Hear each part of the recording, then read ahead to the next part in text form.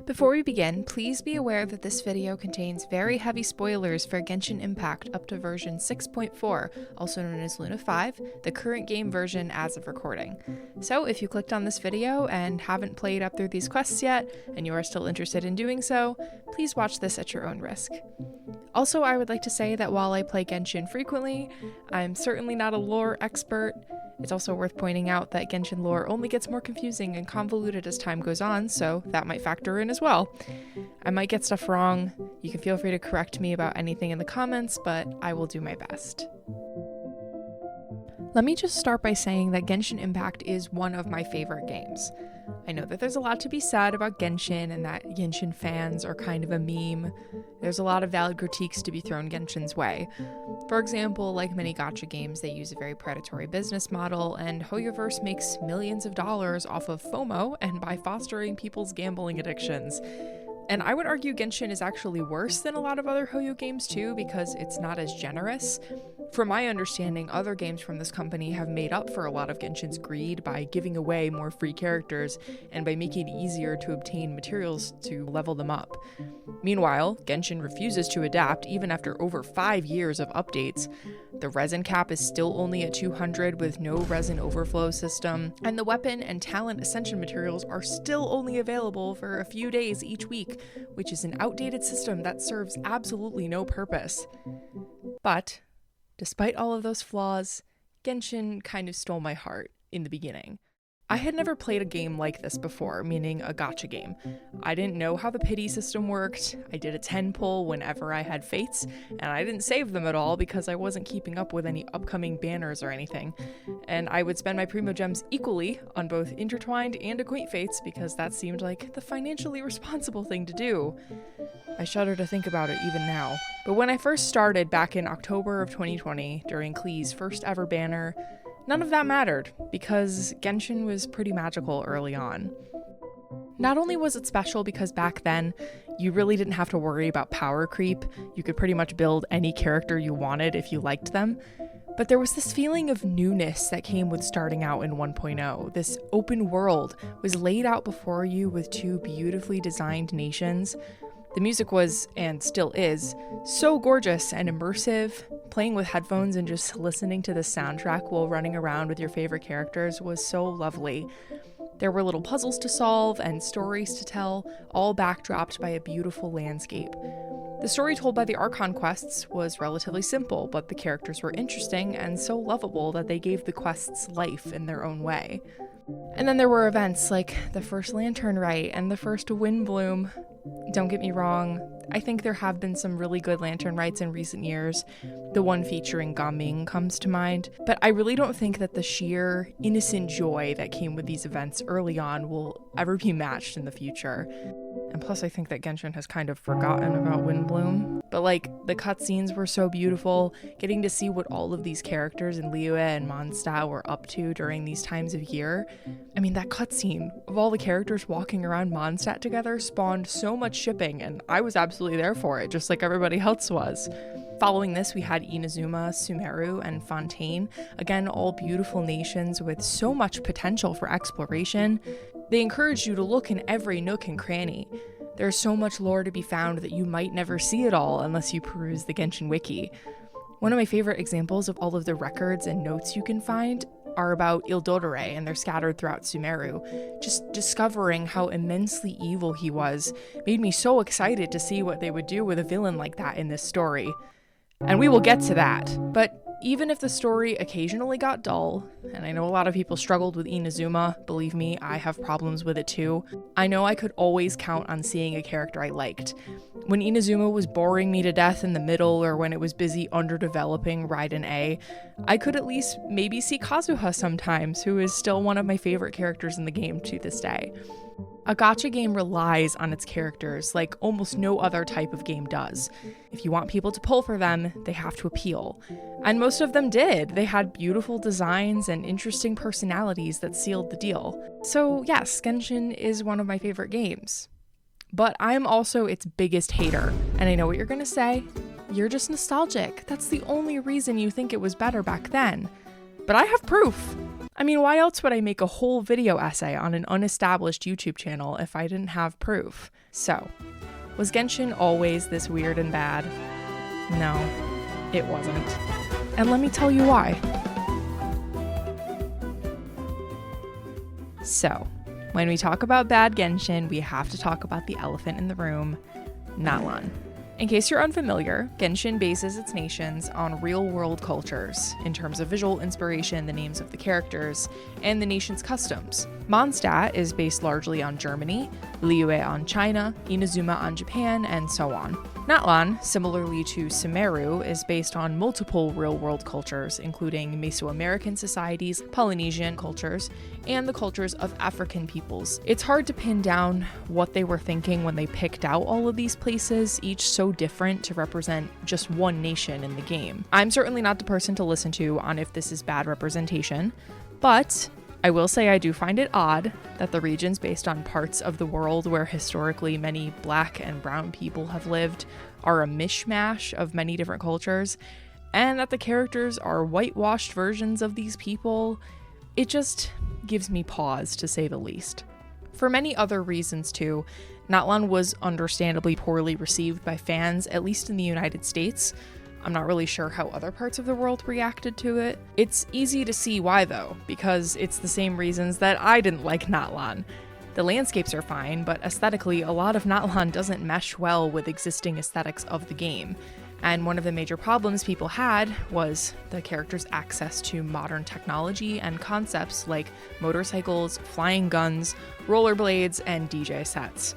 I'm not even necessarily mad at the idea of having more modern tech in Natlan, but the problems lie more in the execution. First, Natlan made a point to set up an aesthetic style for Natlanese technology, like that within the ancient Sacred Mountain area, but then they only used it in that area. If Maoika's motorcycle or Shilonen's DJ set looked anything like this, and not like sleek, modern variations of those objects, maybe they wouldn't have felt so out of place. And another problem with the tech is that no one else in Natlan, other than the playable characters, use it at all. You don't see any other Natlanese people rollerblading or driving vehicles. They probably wouldn't feel so out of place if other people in the 6 tribes had access to this stuff. There is perhaps no location in Natlan that is so out of place as the Easy Breeze Holiday Resort. I did love the lore that this location provided for Bennett, but everything else about it is so ass, dude. It genuinely feels like a different game to walk around this resort. There's a huge slide in the shape of a Kaholosaurus, a dark ride a la Disneyland, a field that looks like a fucking Wii Sports golf course, and like a music festival area with a dance-off stage. I cannot stress enough how immersion breaking it is to explore this area. Have there been silly summer-themed areas in the past? Yes, but none of them have ever had an aesthetic on par with this one. I mean, the Golden Apple Archipelago just looks like it was taken straight out of Mondstadt or Liyue in terms of design, while still looking very fantastical, with impossible landscapes that could only be created by a mage of incredible power like Alice. Unfortunately, the visual aspects aren't Natlan's only faults. I and many others also found the lore and quest of this region to be pretty lacking too. We'll start with the basics. Each nation in Teyvat has a divine ideal that is represented by the Archon. So far, we've been introduced to 6 ideals of 7: freedom, contracts, eternity, wisdom, justice, and war. Most of these, at least to me, represent a good idea of what a divine ideal should be, something that a god is supposed to uphold in their nation. Sometimes upholding the ideal leads to conflict in the region. For example, in her upholding of eternity, Raiden Shogun sealed her borders and stole the ability to use elemental magic from her people, all for the sake of keeping Inazuma the same for all time. At the same time, Raiden herself represents the concept of eternity. She locks herself away to practice hundreds of years of meditation and uses undying puppets of herself to exact her will on the people of her nation. It's honestly very upsetting the way that they rushed through her arc so much, because I think she would have made for such a compelling character otherwise. Now think about Maoika in the same way, with regards to her divine ideal, which is war. How does she represent war? Well, she's fighting a war against the Abyss, like everybody else in Teyvat. Yeah, maybe they have it worse than other nations, but still, what happens when the war ends? Which it does at the end of the Archon quest. It's not like Mawika is some battle-crazed maniac. At most, she's just kind of thoughtless and reckless in her actions. Do you see how war doesn't really work as a divine ideal, and least of all with Mawika as its representative? Also, it's a nation of war made up of 6 different factions, and yet there's absolutely no conflict between them. It really just doesn't make any sense. This is why I personally always thought it would be cool if the Pyro Archon was a villain to her people. Maybe she makes them fight each other gladiator style for her own entertainment. And then maybe we would have a better rebellion storyline than Inazuma with an Archon that's completely irredeemable. Because we certainly know that the Cryo Archon is gonna get redeemed in some way if she's ever going to become playable. We will also touch on that in a later section in more detail. Instead, in Mawika, we have an Archon who is a Mary Sue. Ironic when she's the only Archon who is actually a human and would likely have the most flaws out of any of them. The thing is, Mawika is very flawed. She is extremely irresponsible and brash even when it will put the lives of her entire nation at stake. Her nation is at war with the Abyss and she's like, well, best thing I can do for you guys now is go to sleep for 500 years and hope and pray that the heroes I need will appear to me when I need them. What? That is crazy of you! And yet the game tries to make me feel bad for her for doing this. The game, instead of pointing out how terrible and risky this plan is, just focuses on the fact that Mawika had to say goodbye to her family in order to put this plan into action. Dog, I do not care. The writing doesn't focus at all on what's important here. It just makes her out to be the perfect Archon who's good at everything and refuses to fail. There were no memorable parts of that quest for me, except for maybe the final battle. And it's not even like the characters here can make up for this nation's incredibly boring and stupid story. For me, all of them were so nothing. It boggles my mind that so many of y'all are shipping these MFs together when they barely have interesting relationships with each other at all. I feel like all of their personalities could be explained in one word. Mualani is bubbly, Kinich is standoffish, Kachina is insecure, Veresa, she eats a lot. Oh, and Mawika. What can be said that I haven't already touched on? She's good at everything. She's the perfect Archon, and even her reckless plan for saving her nation isn't questioned by anyone that matters or treated by the game as risky at all, even though it is. And in the end, she just defeats the Abyss with the power of friendship. It reminds me of that TikTok where they had the cutscene with all the heroes side by side with the clip from My Little Pony Equestria Girls. The writers go out of their way to make Mawika seem like the coolest person ever, when in reality she has like no personality. Like, can we talk about how her trailer was just this cringe-ass music video where all of the nation heroes are playing instruments in a band? Oh my god. It's like literally unbearable to watch. And it's not like any of the other characters do anything to move the plot forward. This region doesn't even know how to treat its lore-relevant characters as such. Auroran and Ian-san are the Natlan heroes from the Masters of the Nightwind and the Collective of Plenty, respectively, but I guess they're not important enough to be the focuses of the Tribal Chronicles. Instead, those honors are given to Citlali and Veresa, the latter of which we hadn't even met during the Natlan Archon quest. She was literally invented just to take Ian-san's place. I wonder why that is. In any case, most of the important actions are driven by Mawika and the Traveler, so none of these characters feel important at all. They're just accessories to, again, the power of friendship storyline. But like I said, that obviously doesn't work unless these characters feel like they have meaningful relationships with each other, which they don't. Needless to say, I did not pull for any of the Natlan characters, even though their combat mechanics are in the meta right behind lunar reactions. The only one I really wanted, and only just recently got on Inefa's rerun, was the 4-star character Aoife, and that's mostly because he's a gorgeous cowboy. On the topic of Natlan characters being in the meta, Natlan is also when the shill started getting really bad. Soon enough, the Abyss and other endgame modes were tailor-made for Night Soul mechanics, with some bosses that are nearly impossible to beat without Natlan characters in the team. It just started a trend that only gets worse with time, one that leads us directly into...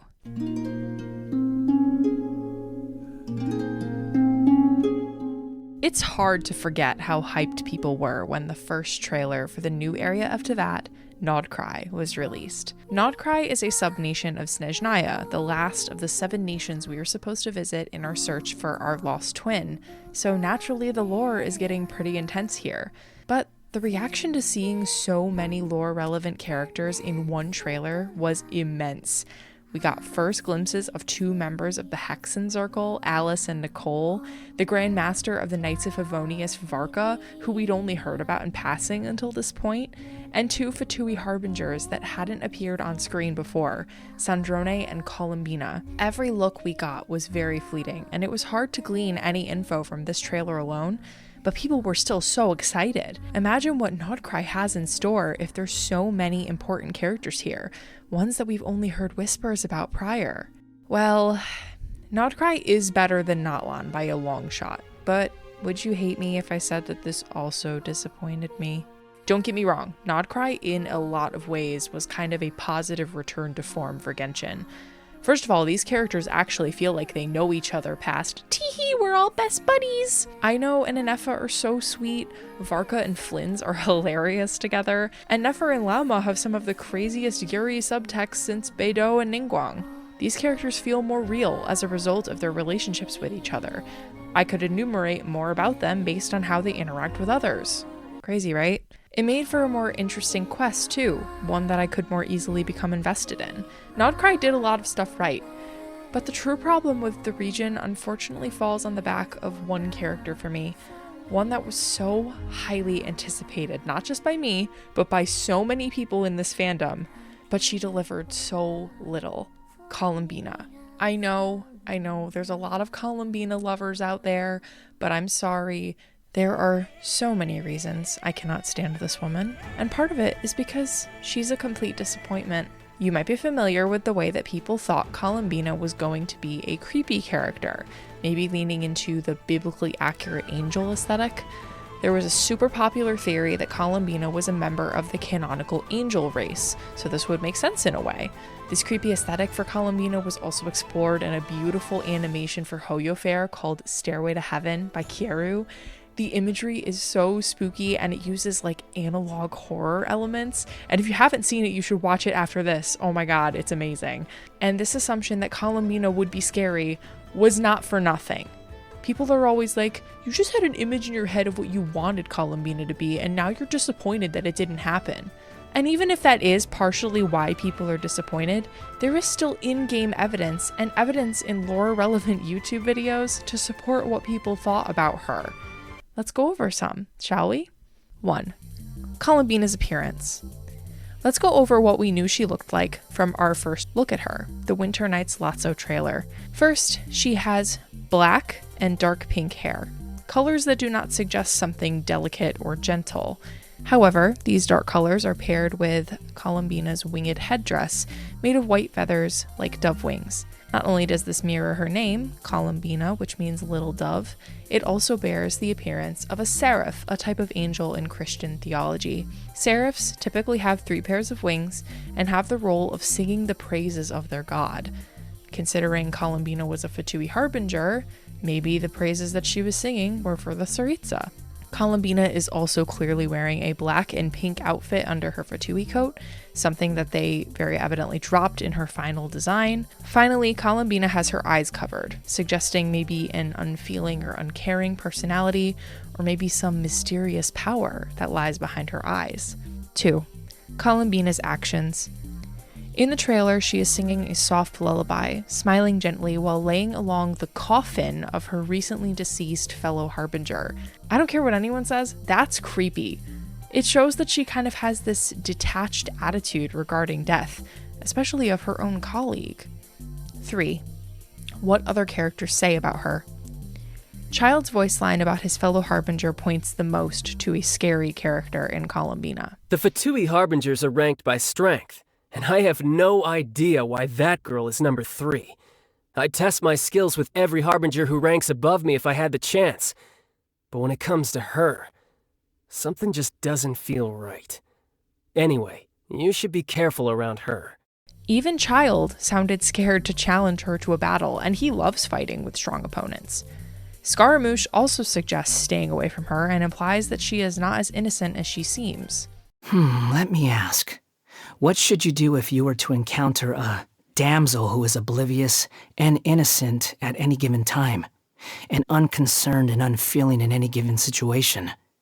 If it were me, I could at least challenge her to a fight. But if it were you, with your conscience, I would stay away from her. The way that I've seen people defend this is by saying that Childe and Scaramouche are bad at reading people and they didn't know her that well, so of course their assumption would be wrong. They just knew that she was powerful. Dude, you are not getting at the reason why these voice lines are put in the game. Yes, they are useful for showing the relationships between characters and what characters think about each other, but they should also be used to provide hints and information about characters that we haven't met yet. If you put in a voice line about Columbina not being what she seems, then people are going to listen to that and assume that she's not what she seems, and there's nothing wrong with that. I think people just aren't willing to admit that Genshin has bad and inconsistent writing sometimes. Fourth, her rank. Columbina was long known to be the third Harbinger. It's also been known for a long time that the closer they are to number 1 in the rankings, the more powerful they are. Columbina being number 3, especially right below Dottore, who is notably unhinged and evil, suggests that she is not only similarly powerful, but also similarly devoted to her work as part of a major villain faction. I cannot stress this enough. Clearly, there is a wealth of evidence to support the theories that people had about Columbina. I'm tired of people pretending that it wasn't there, and I'm tired of people pretending that it wouldn't have worked tonally. There is literally a villain who does human experimentation. There was literally a genocide in Khaenri'ah. But no. Instead, we learn that Columbina is actually a moon goddess? Okay, sure.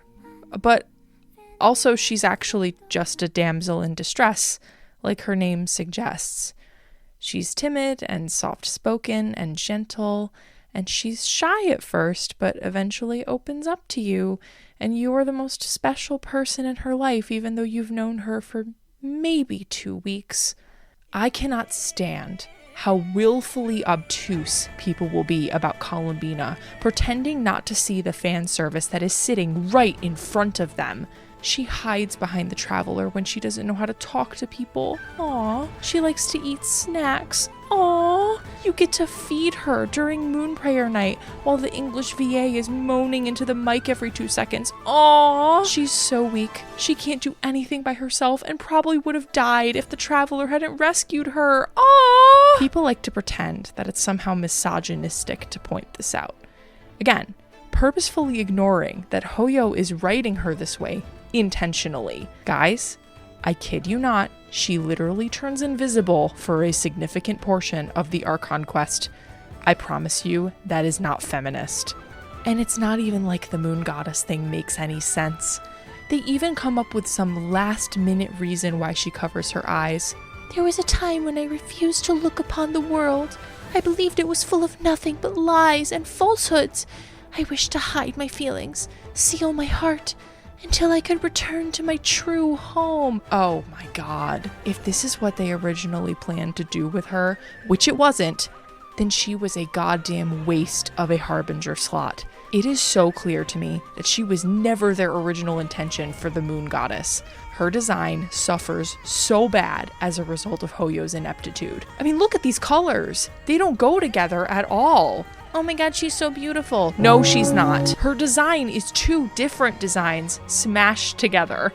In fact, these colors only look okay together when they purposefully give the outfit more purple tones, which they could have just as easily done in the game model, but they didn't. Even her constellation is a mishmash of her Fatui aesthetic and her goddess aesthetic. We have both the traditional portrait shape that all the other gods in the game get, and also her symbol of the crying dove, just shoved right in at the bottom. I completely believe the idea that Nodcry, or that this character at least, was rewritten at some point because there was no indication that they had any semblance of a plan for such a highly anticipated character. And the most frustrating part about all of this to me is that Hoyo actually leans into several of the things that people thought about Columbina, but only enough that it feels like they're teasing and laughing in the face of their fans, as if we read into it too much or something. In her burst, she grows wings like an angel, and these wings bear resemblance to a Seelie court, both echoing the theory that she is an angel. But she's not an angel. In her character trailer, she performs a ballet, which calls to mind for me the very popular fan design in which she was a ballerina, something that the ribbons on her hands and feet might suggest. And it kills me because this trailer is beautiful. The visuals and the choreography are gorgeous. The symbolism of Dottore as the pianist who's controlling the dance by playing the music, oh my god, I love it. But it would be even better if she was a dancer or a ballerina of some kind, because she isn't. Even though that would have made a lot of sense thematically with her singing. Perhaps the strangest example of Hoyoverse leaning into the theories about Columbina is that they have the singer Aurora wearing a dress with eyes on it during the Welkin Moon concert, which suggests the biblically accurate angel thing. Maybe I'm reading too much into this last one especially, but I cannot take it. It is so frustrating because they are so close. But no, Genshin is allergic to having playable characters who are morally gray or irredeemable. This leads to what I lovingly refer to as the Genshin villain problem. Other popular gacha games, like Cookie Run Kingdom, literally have morally reprehensible or canonically dead characters that are playable. What is stopping Genshin from making their villains stay villains, but also become playable? Columbina is just an embodiment of a bigger problem in Genshin. They do not want to have any characters who have questionable morals become playable. Most of the time, this ends up going in two ways. The first is that the character is redeemed and then becomes friends with the Traveler before becoming playable. This is what has happened to every playable Harbinger thus far. Tartaglia fights anything that moves, but he respects the Traveler even though they have different motives and values. He only ever wants a friendly spar with them. Scaramouche has no one else who understands his past and is connected with the Traveler in that way. Arlecchino is a ruthless woman who is grooming children to be a part of the Fatui, but it turns out that the House of the Hearth is a lot less sinister under her rule, so that's okay too, I guess. And Columbina, this battle was never about fate. It's about friends, family, and the home you This is the stole most from them. obnoxious thing I've ever experienced in my life. the second way it goes is that the character cannot be redeemed and is therefore killed off so that they won't become playable. This is what happened to Signora way back in Inazuma, and most recently it happened to Dottore. This was honestly shocking to me, especially considering how much of a fan favorite Dottore is. Let me be clear, Dottore is a horrible person and he should not be redeemed. We should be able to understand his motives without forgiving him for what he has done. He has imposed so much pain on so many people in the game, and his morals are extremely corrupt, but he's still very, very interesting, and you can sometimes almost understand where he's coming from while still not condoning his methods, which I must stress is what makes a well-written villain. People love this guy's character, but now he can never become playable because as of right now, he's dead. Little did you know, though, that there is a secret third option, which is what they did to Capitano, a combo of options 1 and 2. They redeemed him and then still killed him off anyway. What a strange decision that was. Again, for a character that was extremely highly anticipated, they just threw in all this tragic backstory for him at the very end of the Natlan Archon quest, and then he fucking died right after that, so none of it mattered at all. It's like they don't understand their own visual cues. A perfect example of this to me is Escoffier. Maybe, again, this might be just me, but even she gave me creepy vibes in the silhouette teaser from the live stream where they revealed upcoming characters for 2025. She has this hair that sticks out, the shape of which largely resembles horns and conveys a sort of like wildness of her personality. She has a devil's pitchfork tail that's positioned up where we can clearly see it, and she's holding a sharp knife up. Like, she looked psycho to me, and I was intrigued. And at least that would have been interesting and different. But no, not only is this design ass, but it's also incredibly misleading. She's just kind of a tsundere who's very particular about her food. I don't understand why they're like this, guys. One of my favorite comments that I've seen about this that just perfectly embodies my feelings on the matter is this from the unofficial Genshin subreddit. They're allergic to morally gray, redeemable, or just bad characters because they don't know how to write anything that isn't a shitty isekai where the main character wins using the power of friendship and his harem. Oh, speaking of harem...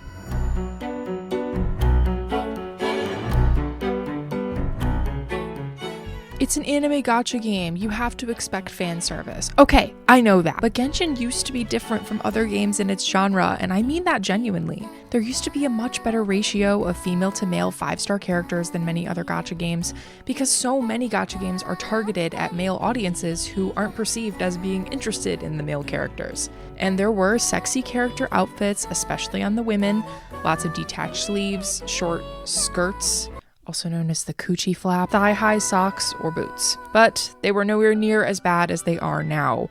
These women are nearly naked now. And not only does that make me mad and uncomfortable from a standpoint of being a woman who feels objectified just by looking at these designs, but also from a character design standpoint. I have quite a bit to say about the sharp drop-off in not only the quality of the Genshin character designs, but also in the tastefulness of them. To show you what I mean, we can talk about some early Genshin designs to compare them to more recent ones. I think it's important to discuss the physical elements of these characters first before we discuss the fan service elements of their presentation, writing, and personalities, because the physical appearance is the most obvious element, but I promise we will get to the other stuff in due time. Also keep in mind that I'm only going to be talking about female characters because most of the time, the male characters are almost always covered from chin to toe now, aka the fan service is not equal opportunity. One of the first characters I'll mention is Lisa, one of the very first anime fan servicey characters that we're introduced to in the game. She teases the traveler, she calls them cutie, and she's averse to doing any sort of work. Her character design communicates so much about her though, nonetheless. Her hairstyle, which is very loose and almost looks like it's falling out on one side, shows us that lazy element of her personality. Her purple, black, and gold color palette obviously communicates her element of electro, but also a sense of importance, luxuriousness, and magic. Her classically styled witch hat also conveys the latter, of course. Yae Miko is similar to Lisa in terms of teasing personality, although Miko can get a bit more cruel and self-indulgent with it. She has a sharper eye shape than Lisa's gentle round eyes to indicate this part of her personality. Her outfit is also a stylized version of a traditional Japanese shrine maiden outfit, giving her the required amount of gacha game sexiness while also showing her spiritual importance in Inazuma. Her design being more complicated than the other shrine maidens also signifies that her role is the most important of all of them. Her hair is the color of a sakura blossom, and she has cherry blossom motifs in her clothing, again emphasizing her Japanese inspiration, but also her connection to the sacred sakura of Inazuma, which is deeply connected with her element of electro. Xinyan is one of my favorite Liyuan character designs because it combines traditional elements of Chinese clothing styles with Xinyan's rock aesthetic, so you immediately know by looking at her what she represents. Xinyan wears lots of dark colors, spikes, and fishnet, features common in punk or alternative clothing styles. All of this is accented by red and orange, obviously representing her pyro vision, but also her passionate and fiery personality. Her hair even looks like it's glowing from the inside, which I always thought was such a cool detail. However, Xinyan also has some very subtle nods to her Liyuan culture. So while she mostly represents a counterculture in Liyue, she still maintains cohesion with the other character designs in her region. The last of the older character designs that I'm going to touch on is Navia's, probably my favorite Fontanian design personally. This design is basically a sluttier version of a traditional French aristocratic gown, but it still covers most of her body. Navia's design exudes wealth. It is full of ruffles and jewels. She has these big, billowy curls. She's got this big hat decorated with feathers. She brings along a frilly parasol. She also maintains connection to her hometown of Poisson with these ship wheels on her hips, as well as the canon theming of her elemental burst. Navia is also a very cheerful character, which her yellow color palette communicates. And she also has got these cute sparkles in her eyes that show that.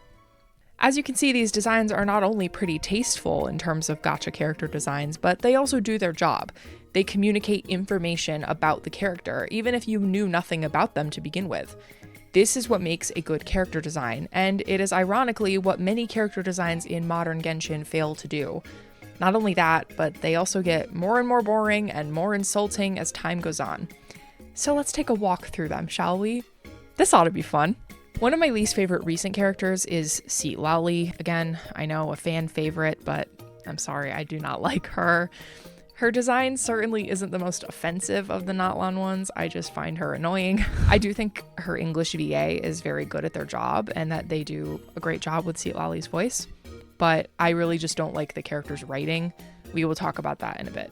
One of the things I dislike about her design, though, is this goddamn leotard that she's wearing. This girl is literally wearing a thong. The sweater thing would go right up her butt crack. I cannot stand stuff like this. Also, side note real quick, I have to pause to talk about the state of Genshin character trailers. Can we talk about how these videos used to be actual showcases of the character's combat abilities with like little elements of story sprinkled in? Ones that strike this balance well, in my opinion, are Nahida's trailer, Furina's trailer, and Arlecchino's trailer. But now, character trailers are either 1. Headache-inducing fan edits with these wildly inappropriate aesthetic choices, like Nefer's trailer or Citlali's, or 2. Music videos that make me feel like I'm going to implode from cringing, like Shilonen or Mawika's trailer. At most, these ones show the elemental burst animation. It doesn't tell you anything about what it's like to actually play the character in the video game that I'm supposed to be pulling for them in. Tell me how that's supposed to give me a good impression of these characters. Anyway, back to Citlali's outfit. It's the same thing with Mawika. Her design features a zipper that goes all the way around between her legs up to her back. That can't be comfortable, right? Especially riding a motorcycle. And also, what exactly does this design communicate about Mawika other than being a biker? Yeah, I guess she's got sun imagery to represent her Archon hood, but to me, her hair is the only thing about her design that gives me Pyro Archon. But then, all of that still goes away when she fights and her hair lights up. And then we have Veresa. I was really excited about this design when I saw the silhouette in that same teaser we were talking about earlier. Oh my gosh, a girl that's a cow. Oh my god, that's gonna be so cute. I love these braids and the big horns. I mean, I wonder what kind of color palette she'll have. Maybe like browns and greens, something earthy because she's a farm animal. Oh. Yeah. I mean, I guess that works too. Just kidding. I hate this design. One of my least favorites in the entire game. I just what was the point, dude? Why is she so kawaii themed? She's got hearts and bows everywhere. She wears leg warmers and a cardigan. The skirt is pointless because it's too short to cover her ass. You expect me to believe that this is a lucha libre fighter?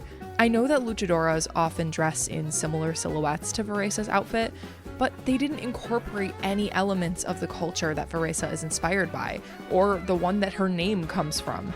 There are plenty of lucha libre fighters who incorporate elements of their culture into their costumes. They could have gotten really creative with it, but it's not like it even matters because we never even get to see her fight like a luchadora in the game. It's all just the food bullshit and falling on her ass all the time. It's especially frustrating because the animators have been getting really creative with the normal attack animations lately. They could have gone crazy with her and made her do insane moves, something like this. Like I said earlier, I was interested too in Escoffier's design based on the silhouette, but I was also very disappointed with this reveal. Not only does this outfit make no sense with regards to breaking up any colors or with this weird heart theming that she has, similar to Veresa. Again, I don't know why they keep doing this, but her outfit is literally just the sexy chef Halloween costume. She's wearing an apron with nothing underneath it. Not only is that insulting, but it's boring and it's lazy. You guys literally couldn't bother to design a shirt for her to wear under this apron. They would just rather put more effort into the detailing on her fucking stockings than design her a shirt. Skirk makes me mad in a similar way because they literally took an already very revealing outfit and made her more naked when she made the transition from NPC to playable character. Lauma is one of the ones that makes me the saddest because I actually really love the way that she's written in the narrative. Her voice acting is so beautiful and gentle, and I find her quiet strength to be really, really compelling. It just sucks because she would be perfect if she wasn't almost naked. For Lauma, I don't feel hatred like I do for Veresa because Lauma has good writing to make up for her design. I just feel bad for her. Like, oh my god, you poor woman. You're probably so cold and uncomfortable all the time. Actually, she's named after a creature from Baltic folklore that's traditionally depicted as a nude woman. That is literally just another excuse to make a woman with large breasts walk around with a single piece of cloth covering her ass. You can't convince me that Lauma isn't meant to be sexualized by the game when she makes this face while bound by Rayrir. Finally, we have Nefer. Now, I don't really hate this design necessarily. I actually really like the top of it. Her hairstyle is really cool. I love the cape and the vibrant gold and green colors. But it's just another design in this long pattern of just giving up on the legs of these female character designs. Not only does this white skirt completely blend into her insanely pale skin, but they also make no effort to give her some socks or stockings to balance out these colors or make the design more interesting. Like, I really love this fan design that not only gives her a darker skirt, but also some snake pattern thigh-high socks. I really wish that they had leaned into her snake theming more, as a side note. But alas, it's always the same. A super detailed design from the waist up and absolutely nothing except maybe a thigh garter on the legs. Again, Columbina falls into this too. She wears this super detailed, tiny dress, one that's so short it makes her legs look obscenely long like a spider. And then she doesn't even wear shoes, just these fuck-ass water orb heels because they couldn't bear to let a woman walk flat on her feet. And the way that these women are drawn sometimes is so stupid too. Even the character designs that I consider to be better than these suffer from the fan service. Even though I wish her skirt was longer to add some variety to the designs, I really like Mizuki's design, but she literally shows her butt to the camera during her burst and in her official art. In fact, Hoyo only draws these characters in impossible poses more and more for the sake of making them more goonable. Literally, Mizuki is posed so you can somehow see her underboob and butt at the same time. They do the same thing with Mawika. Her back is arched so heavily just so that they can display both her cleavage and her ass. Veresa's also the same, plus she's making that face like, oh, you caught me, and I have food all over my face, oh no! Oh my god. I hated saying that out loud. And Citlali is literally squishing her chest so heavily with, what? A stuffed animal? A pillow? That is not how this part of the body works. This is only one of the anime fan service tropes that Genshin has increasingly leaned into over time. As the game progresses, we only get more and more characters that fit the tsundere character type. Oh my god. It's over, guys. We only get more and more characters that fit the tsundere character type. Oh my god, I can't fucking say this. As the game progresses, we only get more and more characters that fit the tsundere character type, which I personally find annoying. Citlali and Sandrone are the biggest examples of this, but I would also argue that Escoffier falls into this trope sometimes. Somewhat related is the increasing number of characters who have very obvious crushes or similar devotion to the Traveler, all of whom seem to be women, ironically. Ayaka was a big one early on, but since then we've had Mizuki blushing around the Traveler and the game purposefully putting her into situations in which were meant to like cutely embarrass her. It's clearly meant to have a teasing romantic tone to it. Similarly, Citlali has a big crush on the Traveler, made evident by being portrayed like this in her Valentine's Day art, and by all the times the game has given us very convenient plot-related ways to read each other's thoughts. Dude, this shit is painful to play. And then most recently we've had Columbina, who again has only one true friend in the Traveler, and she cutely hides behind you and you get to feed her. Again, these are all very romance-coded behaviors. The Traveler is literally represented as her savior and dance partner in her trailer. It is a pattern at this point. Can we please let women have more interesting relationships with the main character than being their shy waifu all the time? And again, this fan service is never equal opportunity. The male characters never get to have interactions or relationships like this with the player. Why not? We also have character-specific tropes. Veresa, I'm getting to you now.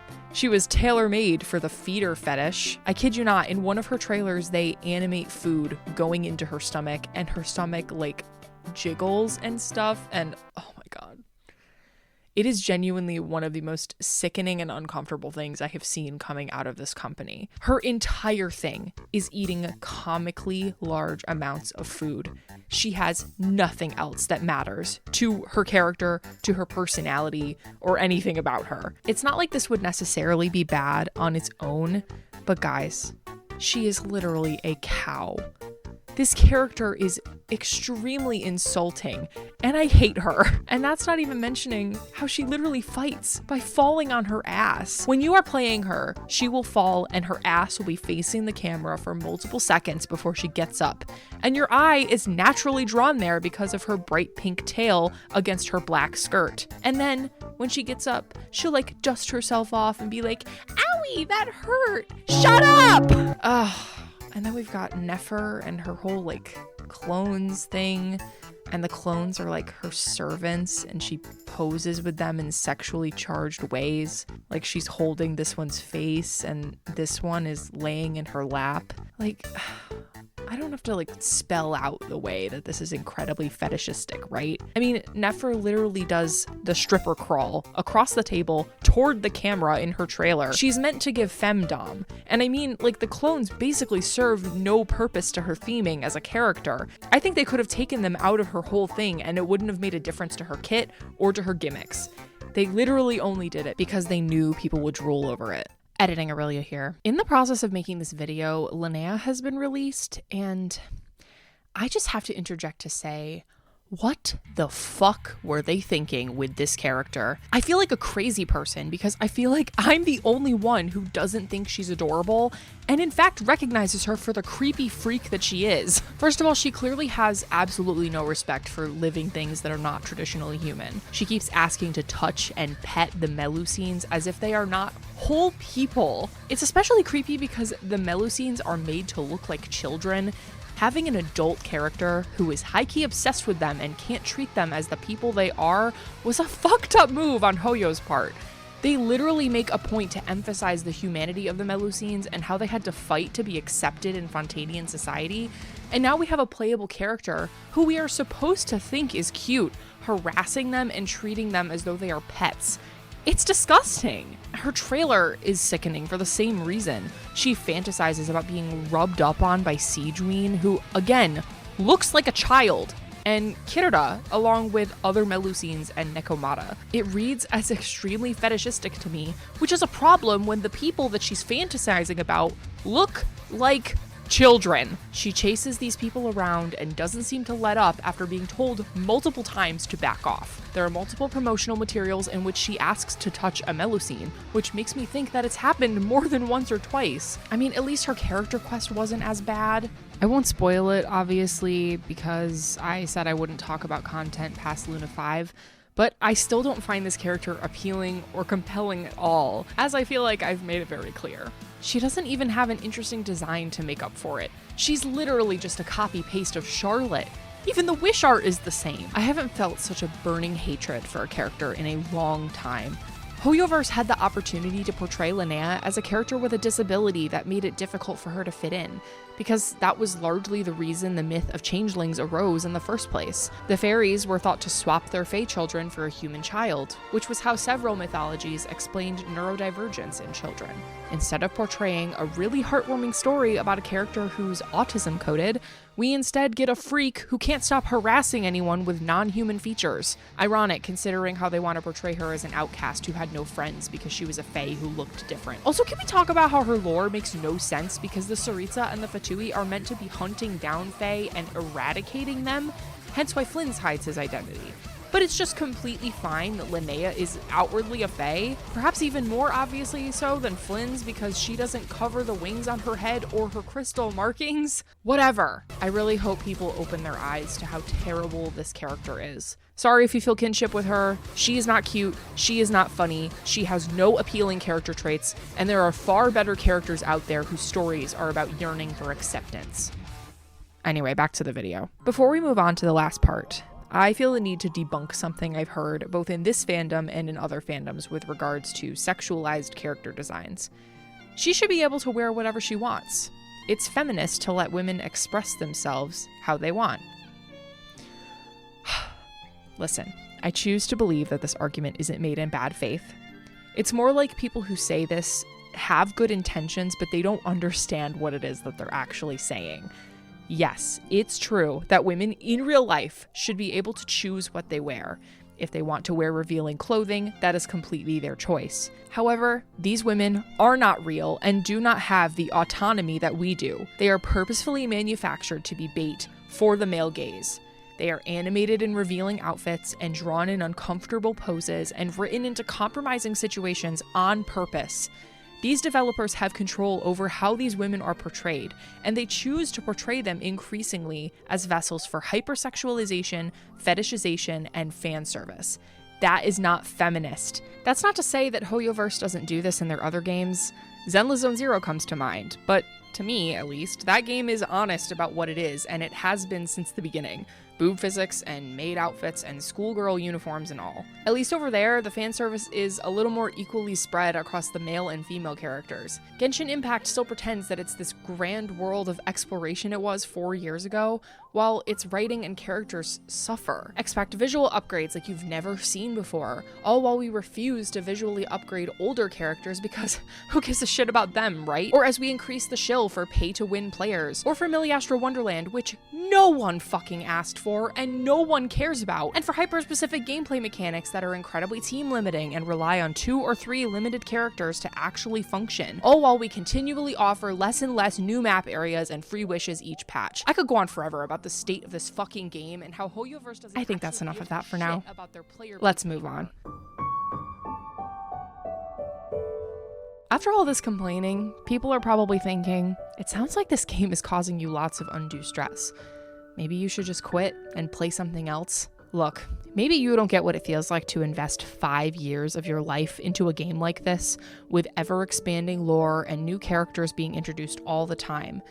I guess maybe I didn't know what I was getting myself into at the time, back in 1.0 when I first started out. It sucks to invest so much of your time into a game only for it to let you down. I'm not going to pretend that Genshin was perfect back then. There are so many weird, cop-outs that Hoyo pulls so that they can have sensitive themes in their games but not actually have them. Like Bennett saying that he has multiple dads, only for you to realize that it's because he's been raised by many older men in the Adventurers Guild, not because he has queer parents. But the problems have only gotten worse with time. There are even more cop-outs, like Flynn's being a victim of suicidal ideation, but he actually just went sleepy for a really long time. Or like Nicole, who is mute in name only.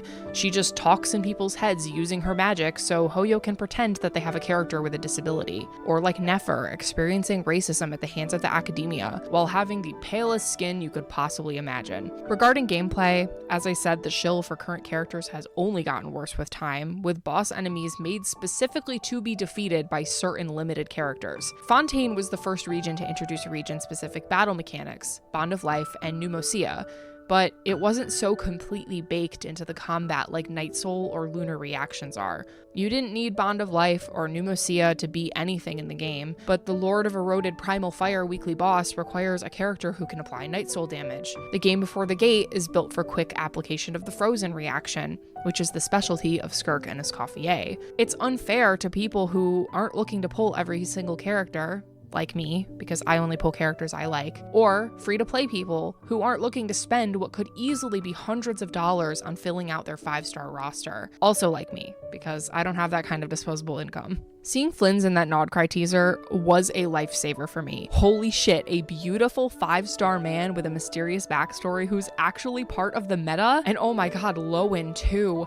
That face card is diabolical. It's been so long since I've been excited about characters like this. Most of the time now, I'm just like, well, Nicole's not my favorite, but I guess I'll pull for her in the future if I have no other characters I want. Or, well, Lauma's design is pretty terrible, but I like her personality a lot. I guess I could get her if I have enough extra Primo Gems. So yeah, that's a lot of flaws. But guess what, guys?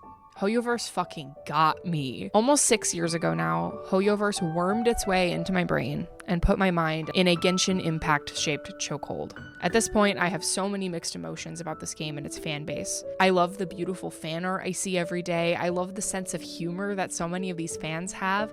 I love some of these characters so much, and thinking about them is so much fun, but sometimes I feel like the only sane person in any given comment section on the internet. Like, I'm the only person who sees this game for what it has become. People just refuse to be critical of this game despite enjoying it and knowing what it could be. It's a fandom and a community that I sometimes feel like I don't belong to.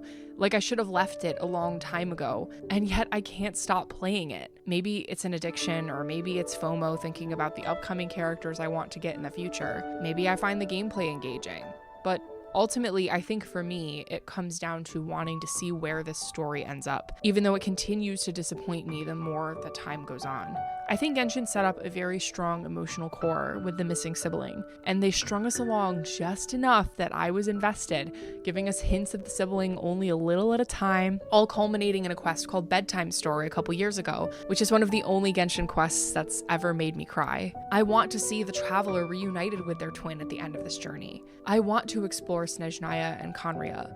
Even though Alice's design ended up being a little copy-paste, I adore her, and I want to pull her and put her in a team with Klee and Durin. I want to see Dainsleif become playable and hopefully introduce a new element into the gameplay. Who knows? Maybe Genshin will continue to disappoint me. Maybe there are no good villains left to meet, and maybe a playable woman in a freezing cold climate will be wearing a bikini. I'm still gonna be pissed about that. But it's quests like Durin's story quest, a beautiful tale of the devotion of motherhood and learning to make your own way in life, that give me very cautious optimism. I know that Hoyo is capable of amazing storytelling. That's what makes it so frustrating every time this game lets me down. But Hoyo, you've still got me for a while. Nice going, you made me addicted to your game, but the good stuff is what makes me want to stick around for a while. Even if it's only to watch my favorite little guys run around in my screen.